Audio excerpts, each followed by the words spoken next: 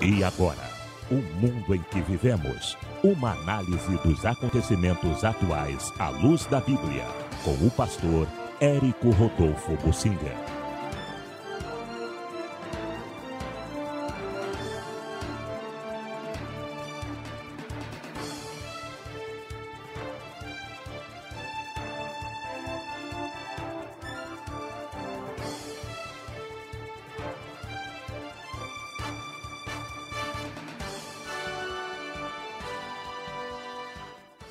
Eu quero falar sobre a falência do modelo evangélico de igreja. No mundo todo, o modelo de igreja evangélica é semelhante. É um modelo calvinista.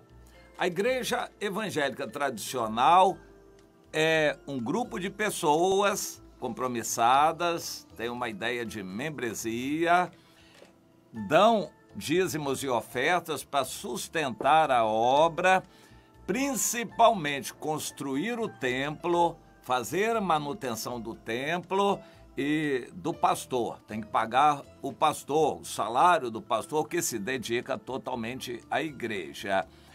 Pessoas dessa membresia trabalham voluntariamente para administrar as coisas e exercer algum tipo de ministério, alguma atividade não remunerada para ajuda aos membros, principalmente, e eventualmente a pessoas de fora.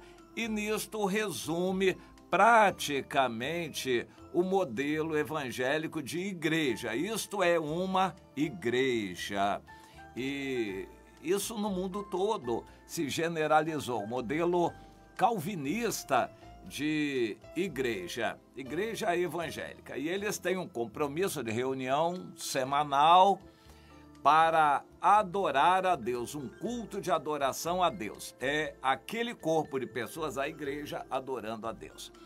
Quando veio o movimento pentecostal, ou quando vieram avivamentos, algumas ênfases foram dadas, mas o modelo continuou.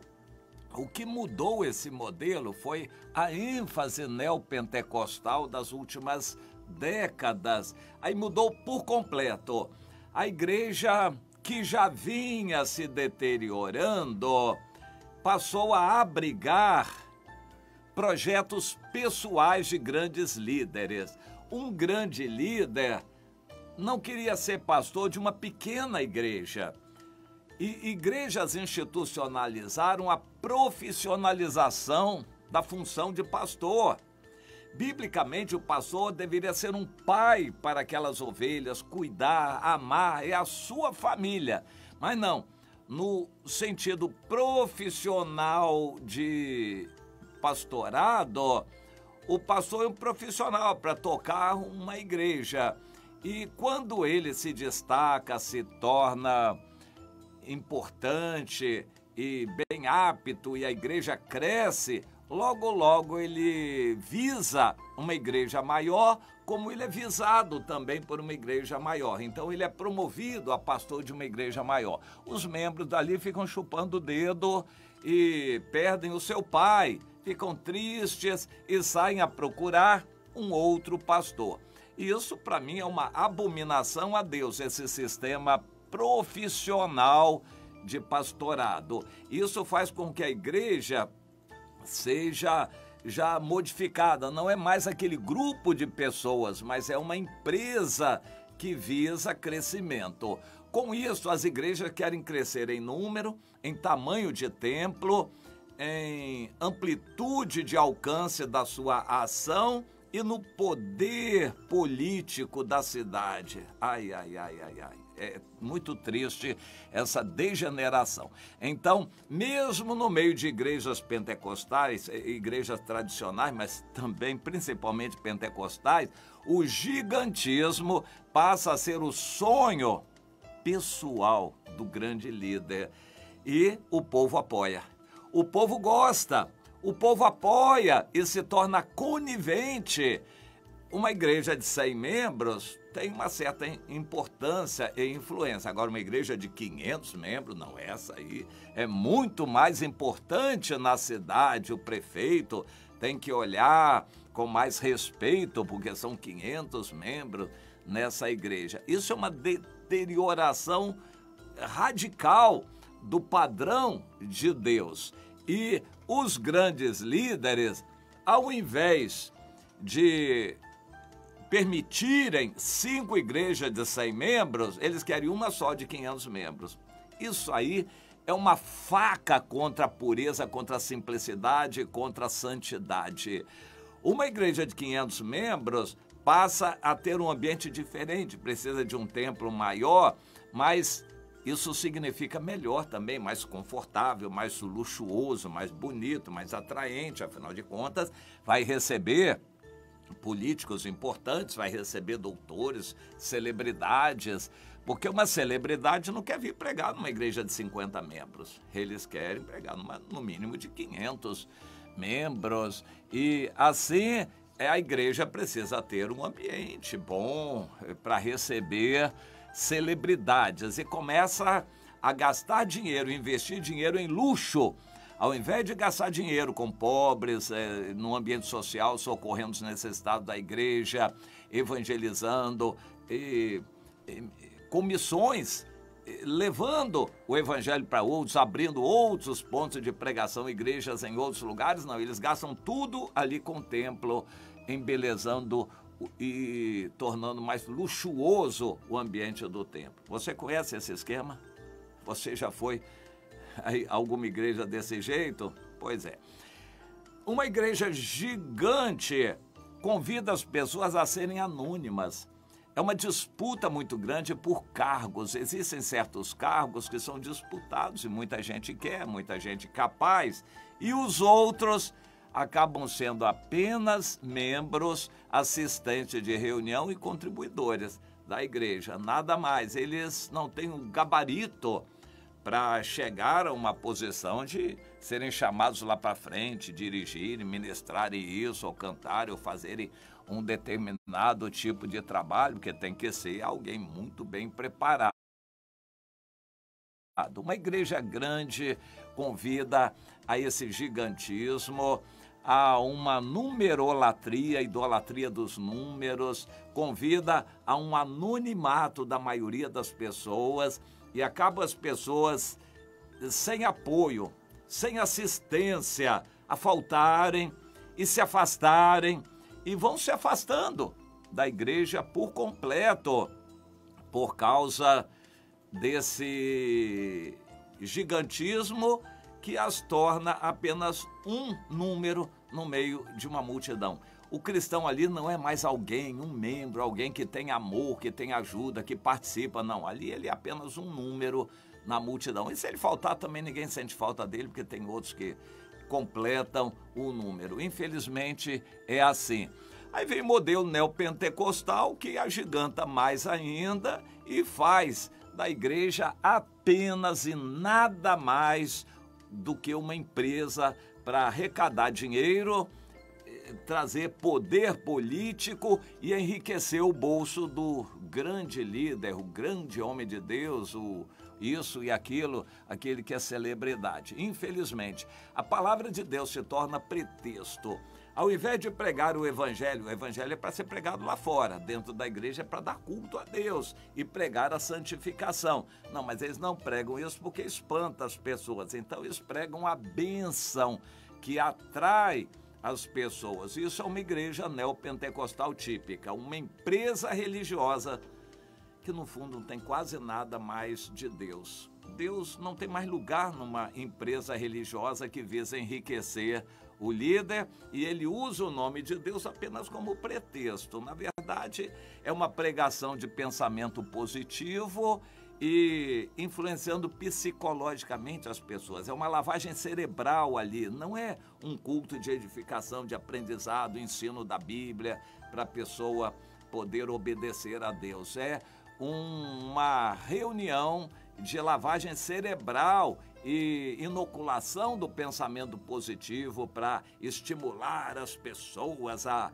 a terem uma presunção que se parece com fé, eles dizem que é fé, para conquistar, para ser alguém, para ganhar dinheiro na vida, para ser um grande empreendedor. Isso é a pregação da bênção. E eles vão usar o nome de Deus apenas para ficar estimulando as pessoas a pedirem a bênção de Deus.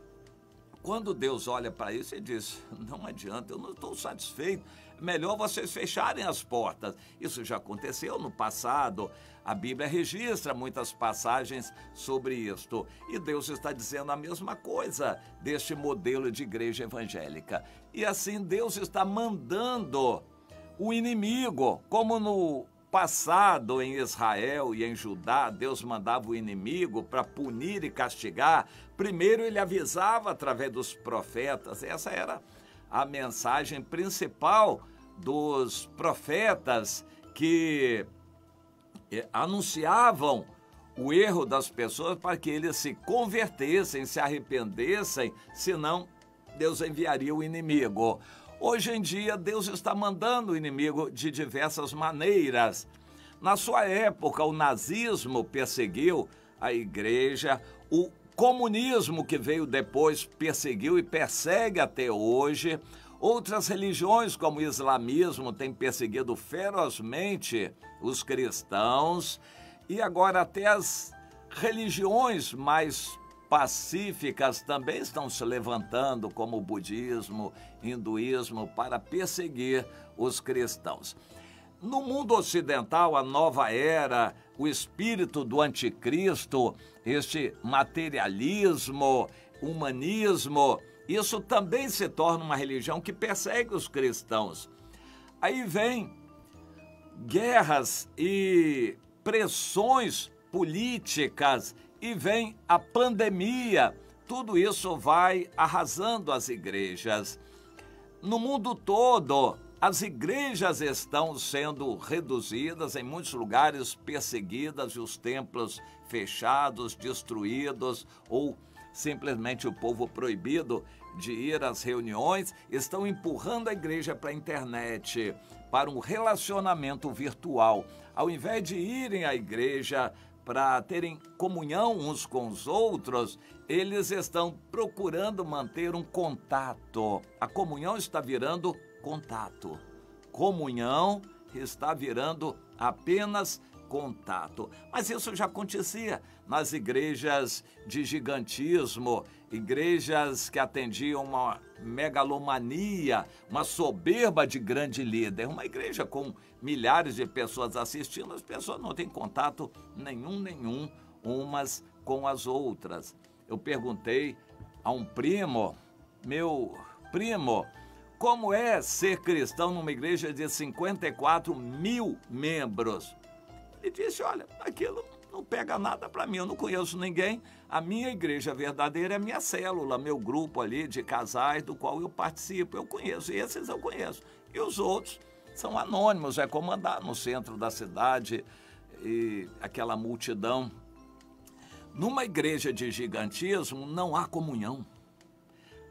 Mas sem comunhão a gente está mal. 1 João 1,6, se temos comunhão, andamos em comunhão, andamos na luz, essa comunhão tem valor.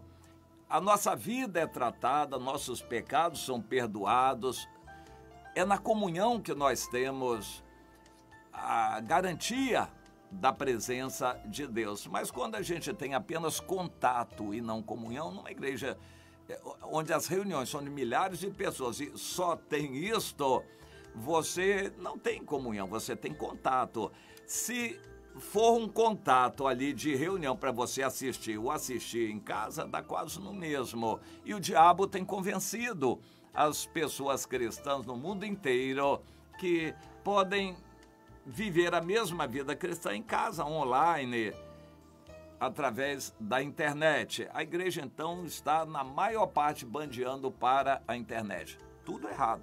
Segundo Deus, deveria migrar para os grupos pequenos, mantendo contato pessoal, reunindo nas casas e amando e socorrendo e fortalecendo uns aos outros. Mas não é por aí. A igreja está migrando para uma vida espiritual vazia, muito fria e artificial, uma vida online. Eu tenho aqui um artigo muito interessante, uma pesquisa feita nos Estados Unidos sobre o engajamento atual dos cristãos. Atualmente, apenas 13% dos evangélicos dão o dízimo e metade doa menos de 1% da renda anual. Olha, pesquisa feita nos Estados Unidos. Mas por que isso? Por causa do esfriamento na fé. Apenas em cada 8 cristãos, na média, segundo essa pesquisa, a Grey Matter Research and Infinity Concepts, uma agência de comunicação de marca que inspira pessoas de fé à ação por meio de várias atuações deles. Então, é uma entidade cristã, evangélica, não é para criticar, é para ajudar. E a conclusão deles é muito triste. Os membros estão cada vez mais friamente engajados e apenas 1 em cada 8 dá o dízimo. E a maioria, quando dá a oferta, dá menos, na média, de 1% da sua renda. Ou seja, o engajamento está tão ruim que a pessoa não tem alegria em fazer doações também para a igreja. E eu estava orando hoje cedo e Deus me falou, nessas igrejas gigantes, a maioria faz doações, eles sabem que é para encher o bolso do líder. Esses grandes líderes se enriquecem com o evangelho, alguns até tornam a tesouraria da igreja o bolso deles, estão difamando o evangelho por completo, jogando lama no evangelho. E hoje o mundo evangélico é mal visto, por exemplo, no Brasil, não é só no Brasil não, mas por exemplo, no Brasil é mal visto por causa desses que transformam a igreja numa empresa religiosa. Deus fica satisfeito com isto? Claro que não. A ira de Deus vem contra o povo dele para tentar despertar aqueles que são sinceros. É uma peneira de Deus passando na igreja para prepará-la para os últimos tempos, para o arrebatamento. A igreja está mal dirigida, os grandes líderes apostatando da fé, ensinando heresias por interesse, para agradar as pessoas. Eles pregam o que as pessoas querem ouvir. E as pessoas são enganadas seguindo esses líderes que pregam o que elas gostam de ouvir. É um engano mútuo e todos longe de Deus. Deus vai ficar satisfeito com isso? Claro que não.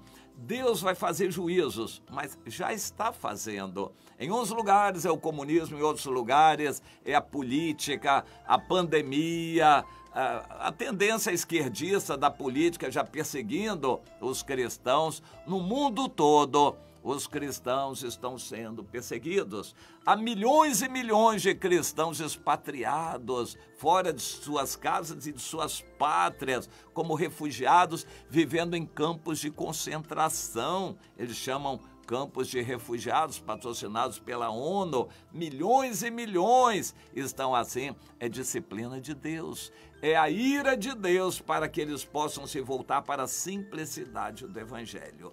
Ninguém tenha dúvida, aquele normal de vaidade, soberba, presunção de grandes líderes disputando quem constrói o templo maior.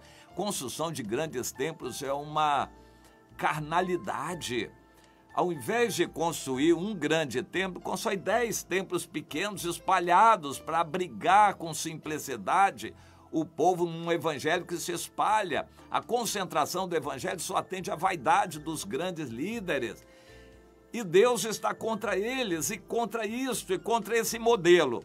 E, infelizmente, Deus está também contra esses que botam azeitona nessa empada. Ou seja, os membros incautos que querem um evangelho barato. Porque a pessoa vai para uma igreja grande dessas. O fator multidão dá uma ideia de verossimilidade. Ou seja, parece ser a verdade. Todo mundo está indo, então é porque deve ser bom. A pessoa é induzida a ir lá. É um evangelho barato, é pregado esse evangelho barato, eles selecionam a mensagem para não ofender ninguém, para não espantar ninguém. É uma vida cristã barata, sem engajamento, só que não leva à santificação, nem à transformação e muito menos à salvação. É triste. Deus quer sacudir a igreja, ele vai fazer fenômenos climáticos acontecerem, situações econômicas balançarem os países, perseguições, epidemias vão se levantar para despertar, sacudir o povo de Deus que está enganado. O povo de Deus está enganado por esse modelo, mas Deus está contra esse modelo e eu chamo isso de uma falência que vem de Deus. Deus está falindo esse modelo errado evangélico, modelo carnal, humano, centralizador, que engrandece vaidades e celebridades contra o Senhor. Jesus deveria ser o único engrandecido. A paixão por Cristo, a alegria em viver para o Senhor e amar o irmão e levar o evangelho, isso deveria ser o nosso dia a dia. Infelizmente, existe esse elefante branco que se mete aí na vida cristã, que se chama a empresa religiosa, igreja das quantas, igreja X ou Y, e isso aí é uma afronta a Deus, uma verdadeira abominação ao Senhor. E eu gostaria que você pudesse